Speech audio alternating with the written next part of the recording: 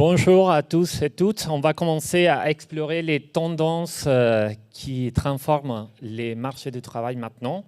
On va explorer quelques insights. Après, on va focaliser sur l'impact de l'IA et surtout l'idée de donner quelques idées, quelques réflexions pour penser les stratégies qu'on peut implémenter à niveau de RH. Il y a 7 facteurs qu'on pense qui sont les facteurs qui transforment les marchés maintenant. La première, c'est l'accélération technologique. Évidemment, les avancées technologiques, notamment l'IA générative et maintenant l'IA argentique aussi, transforment les métiers, les secteurs, les processus et nous invitent à repenser les concepts du travail, la relation entre machines et hommes et aussi les processus et les politiques RH dans les entreprises. Le deuxième facteur est la transition écologique et il y a une demande de plus en plus importante sur les postes, les métiers verts. Et les entreprises continuent à investir dans la transition écologique pour s'adapter au changement climatique. Et ça va impacter aussi dans la transformation des rôles. On va voir plus tard comment on peut observer une intersection entre les compétences liées à l'IA et les compétences durables. Il y a évidemment des changements démographiques qui impactent aussi l'offre d'emploi et aussi l'offre des employés. Il y a évidemment un vieillissement de la population dans les pays développés et ce vieillissement aussi provoque qu'il y a une meilleure demande maintenant de quelques postes aussi pour accompagner l'évolution de la population et en même temps il y a une explosion démographique des jeunes dans les pays émergents qui change aussi la perspective du travail. On va voir aussi que l'inflation, même si elle était plus faible l'année dernière, on verra l'évolution future de l'inflation à partir des événements récents. Et aussi l'augmentation du coût de la vie, on a impacté, on a créé des pressions évidemment salariales et en même temps il a boosté, d'une façon il a forcé les entreprises à augmenter ou accélérer la automatisation. Les modèles de travail, il y a une transition d'une planification plus statique des effectifs vers une planification, une gestion plus dynamique, avec une intégration de différents types de modèles de travail, différents types d'outils qu'on peut utiliser aussi et qui va transformer évidemment les processus et les workflows.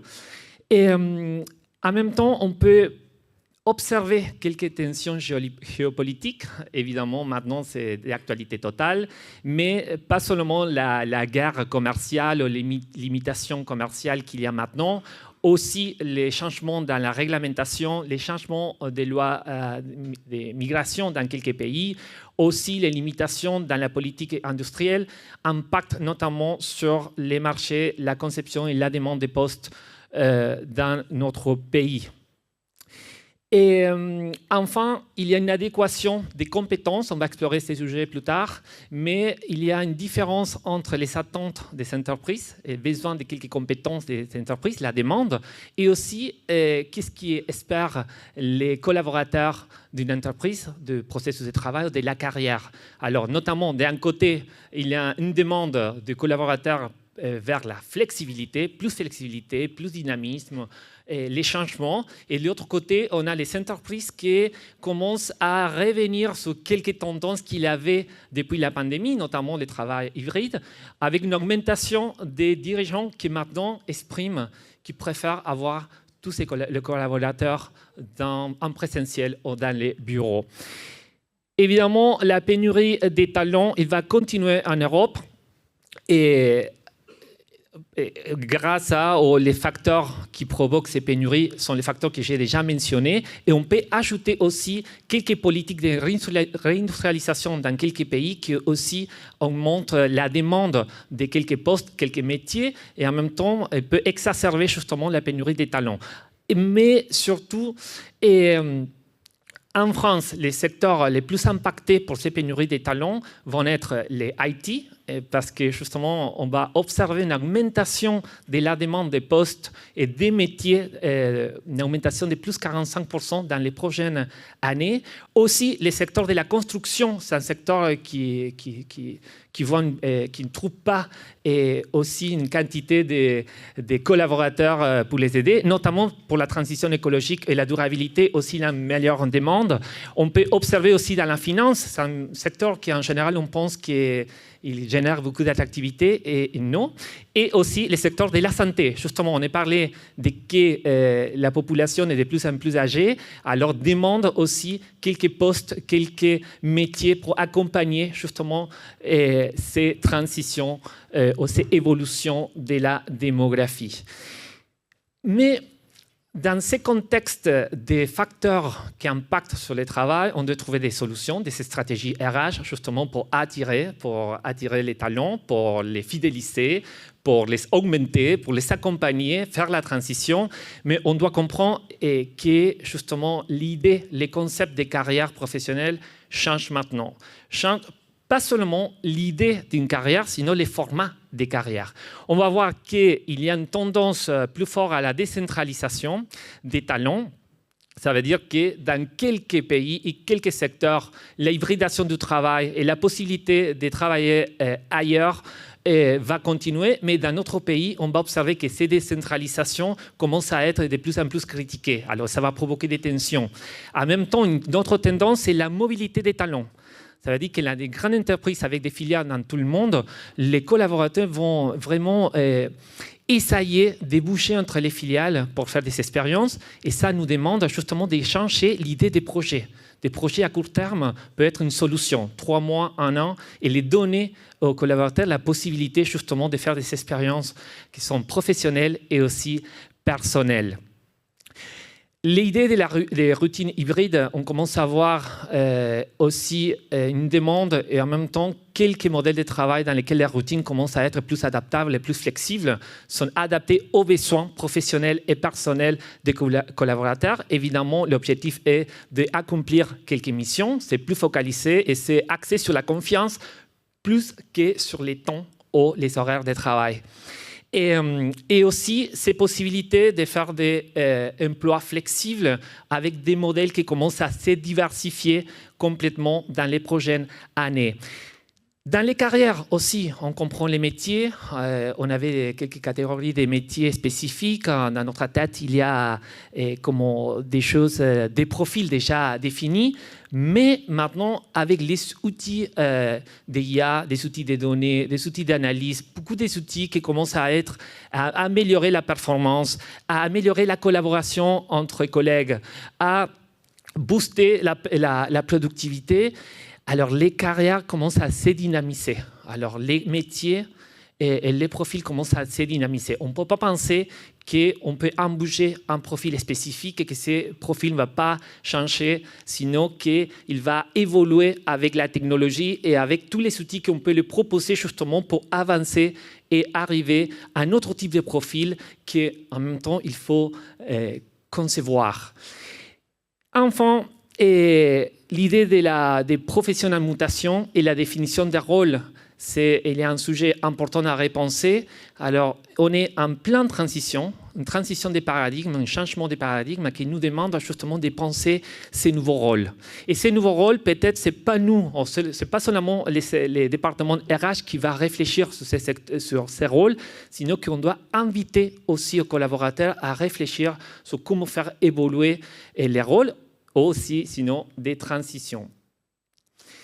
Et dans ces contextes, comment attirer, comment arriver à séduire la nouvelle génération qu'il y a à la tête dans ses pensées, notre idée de carrière plus flexible, qui n'a pas peur d'échanger, pas seulement des métiers, sinon aussi d'entreprises, qui accélère la transition entre différentes expériences professionnelles, qui évidemment, les rapports numériques, c'est complètement différent. Ils sont nés avec un téléphone et on doit réfléchir justement comment adapter notre entreprise, notre organisation et ses stratégies RH pour les attirer après pour fidéliser et après pour les accompagner justement dans ces différentes transitions qu'on vit maintenant. Et tout ça dans un contexte de désacralisation du travail. Parce que ce n'est pas seulement les jeunes générations qui ont commencé à penser ou à désacraliser ce travail, sinon qu'il y a un mouvement social, une caricature sociale qui commence à être critique sur quelques pratiques dans le monde du travail qui ne sont pas peut-être les plus ou les meilleures dans ce moment. Les valeurs que vous prenez au sein de votre entreprise? Oh, on est une équipe de passionnés, donc on ne compte pas nos heures. Ouh là là, ça glisse doucement sur du work hard, play hard, là. À tout moment, il va me chanter le couplet de la grande famille unie. Attention, vous êtes prêts? 3, 2, 1... On est comme une famille, on compte vraiment les uns sur les autres. On se rend toujours disponible, même pendant nos vacances, et en dehors des heures de travail. Top à la machette. Bon, parlez-moi de vous un peu, et voir si je me projette là. Alors, j'ai 10 ans d'expérience dans le secteur où j'ai occupé différents postes à responsabilité, ce qui me permet aujourd'hui de proposer un panel de compétences. Oui, Martine. Oui. Non, je peux pas vous parler là, je suis en entretien, mais dites-moi. Ah bah faut voir avec lui directement. Oui. Et vous me mettez en copie cachée, comme ça je verrai ce qu'il répond, ok? Mais c'est qui ce malade? Bah je vous écoute, vous croyez que je sais pas faire plusieurs choses en même temps? Voilà, cette idée aussi qui commence à être critiquée. Et alors, quel modèle d'organisation on peut proposer? Il y a une tendance vers une organisation plus flexible, des entreprises plus horizontales, moins verticales, modulaires, qui peut s'adapter à les différents profils et aussi à différentes tâches et projets. Aussi, et une flexibilité des modèles de travail. Maintenant, il y a une tendance aussi à créer des modèles des talents partagés, notamment Unilever, par exemple. C'est une entreprise qui a commencé à explorer, de partager des talents avec des autres entreprises pour période évidemment temporaire. Aussi, l'idée d'une hybridation de les formats de travail, de la routine, pour s'adapter notamment à ce type d'évolution. On va explorer maintenant, parce qu'une grande partie de la transformation qu'on observe est axée sur la redéfinition de la collaboration humain-machine, et on commence avec ces vidéos.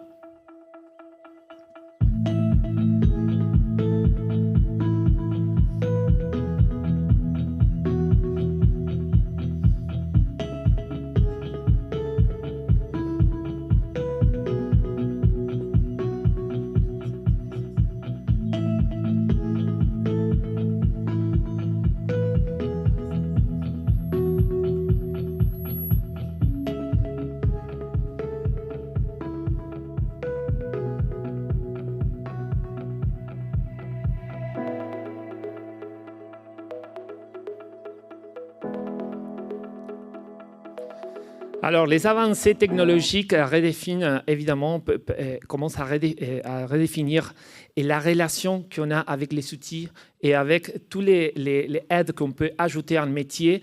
Et il est intéressant, c'est les cas de Siemens qui a déjà commencé à développer les 3D dans l'ingénierie, mais maintenant, avec l'IA, il commence à avoir une accélération des innovations. Et surtout, il est intéressant que maintenant, les ingénieurs doivent mettre son corps pour faire la conception des produits.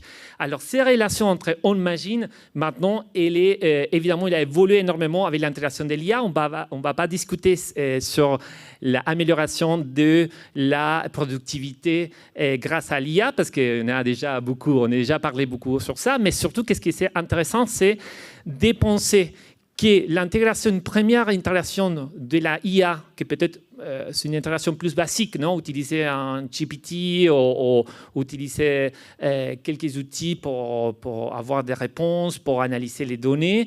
Il a commencé à créer déjà tension dans l'intérieur de l'organisation parce qu'il a des compétences pas adaptées à ce type d'évolution et avec l'interaction avec ce type d'outils. Et il y a une adoption accélérée, évidemment, de l'IA. C'est une technologie qu'il est maintenant dans les quotidiennes et avec des chiffres importants des personnes qui utilisent tous les jours, plusieurs fois, un outil d'IA pour travailler. Alors, on peut poser la question là. Vous utilisez des outils IA dans votre quotidien, dans une journée de travail? Plusieurs fois dans la journée ou une fois dans la journée? Vous cherchez des infos comme un voyage à faire en vacances ou vous utilisez pour le travail?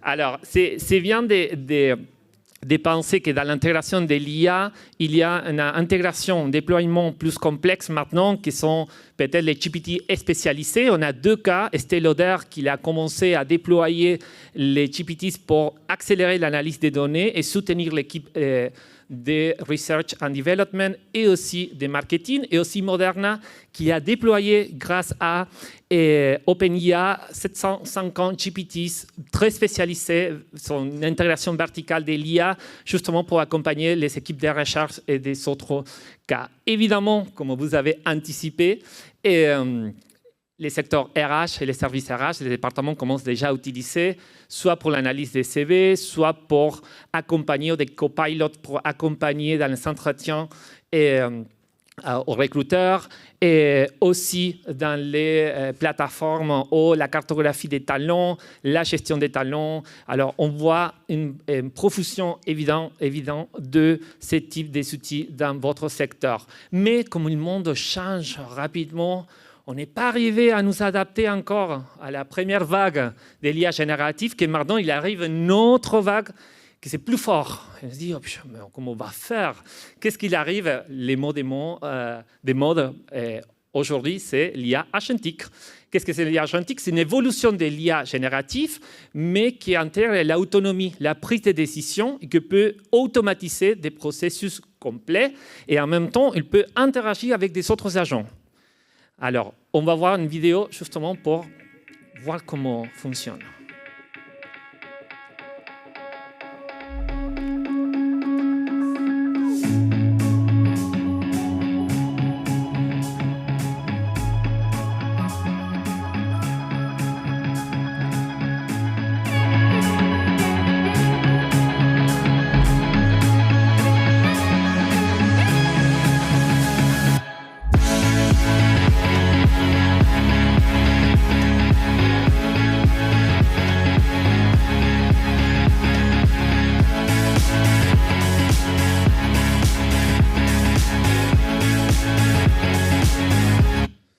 Voilà, ça c'est une idée de l'organisation future. Il y a le CEO d'NVIDIA qui a dit que les prochains défis pour les services RH est justement des managers, de gérer les agents autonomes, plus les collaborateurs.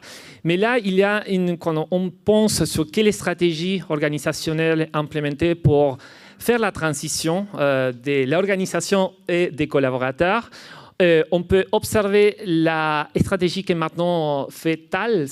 Et cette entreprise, on a analysé un peu les stratégies, on l'a axé sur 4 lignes. La première, c'est un recrutement ciblé. Ils ont commencé à faire un ciblage plus précis sur les talents à embaucher.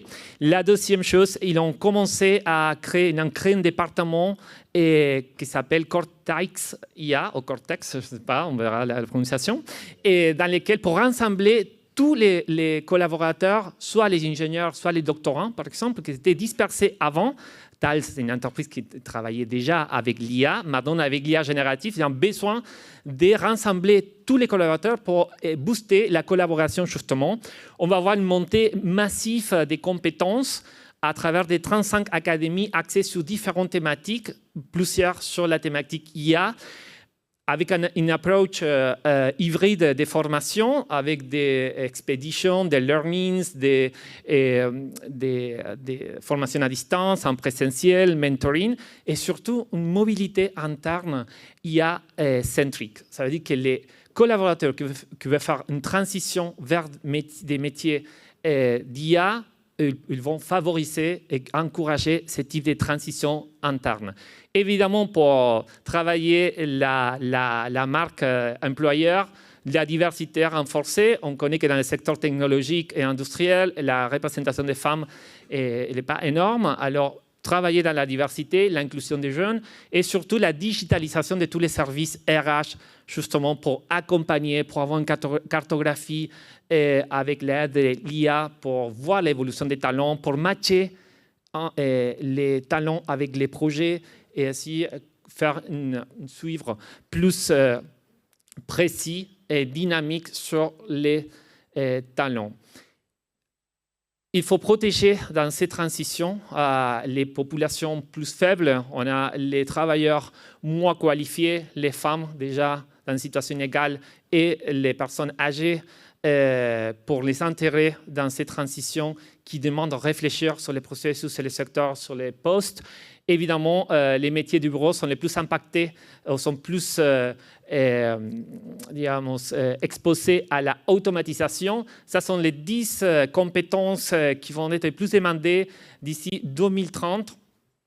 Évidemment, une combinaison des compétences techniques, technologiques et aussi sociales et émotionnelles. On va voir dans ces aussi graphiques qu'il y a une avance, non? Il y a une augmentation de ce type de compétences technologiques, sociales et émotionnelles et une réduction des cognitifs supérieurs et inférieurs. Parce que notamment, l'IA peut automatiser justement ce type de rôle. On va voir aussi, on commence à repenser l'intersection des compétences, notamment il y a des postes qui vont évoluer et des postes qui vont être créés justement pour intégrer l'IA à la durabilité. Ça, c'est un exemple. Il y a plusieurs intersections que vous pouvez penser maintenant. Et enfin, on commence à penser sur les super travailleurs, ces concepts qui est l'intersection de les travailleurs hautement qualifiés avec l'intégration maximale de l'IA, notamment les assistants et les agents IA. Et c'est un concept qui commence à être, on va écouter beaucoup sur ces sujets, après il faut analyser exactement, mais il faut comprendre aussi comment on peut accompagner la qualification d'un côté et l'intégration des outils IA d'un autre côté. Et enfin, la formation doit être aussi personnalisée, flexible, adaptable. Comment l'organisation qu'on espère créer, on peut faire évoluer et aussi l'adaptation au changement pour les profils et aussi pour la formation. Et nous, comme exemple, évidemment, la formation de Hub Institute avec un menu de formation qui intègre les formations à distance, e-learning. Il y a une possibilité de faire des formations autonomes, de faire immersion aussi dans les salons de technologie ou dans les entreprises, voyager, aller ailleurs, comme à San Francisco, par exemple, explorer des différentes entreprises et comprendre exactement qu'est-ce qu'ils proposent, cette transformation dans l'entreprise. Là, il y a quelques points à retenir pour finir. Évidemment, l'idée est d'aller vers une organisation flexible et notre stratégie RH aussi flexible avec une idée d'une entreprise augmented aussi. Et surtout, les défis pour nous est de repenser les rôles, les chaînes de valeur et les parcours internes pour accélérer la transition et pour intégrer à tout le monde. Et aussi, un écosystème de compétences plus compétitif et aussi réinventer l'idée des carrières internes, des profils pour donner un peu plus de liberté, non? Pour répondre aux besoins des les collaborateurs qui maintenant ils sont attirés aussi, on fait faire focus, on privilège aussi beaucoup la vie personnelle. Il faut bien avoir un équilibre entre les deux. Merci beaucoup, bonne journée.